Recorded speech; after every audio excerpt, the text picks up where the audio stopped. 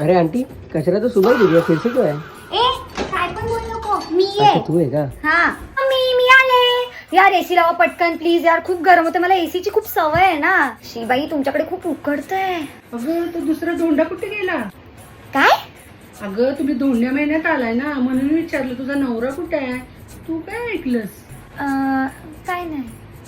अरे हा बॉक्स ना प्रणू आतमध्ये ठेव ना. दाजीना ना असा पसारा बघायला आवडत नाही.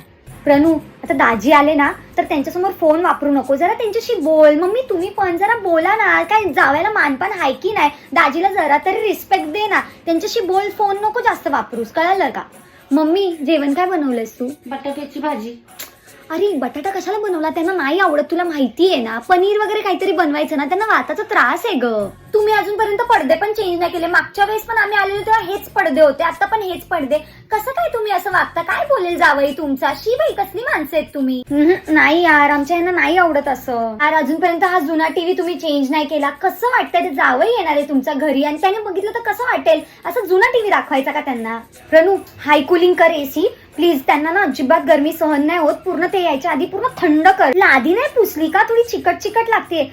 यार तुम्ही लवकर पुसा ना ते यायच्या आधी. कसं वाटेल त्यांच्या समोर हे चिकट चिकट लादी? मम्मी ऐक ना, भाजीमध्ये मीठ थोडं कमीच टाक. आमच्या ना बिलकुल पण आवडत नाही मीठ जास्त, बिलकुल पण नाही.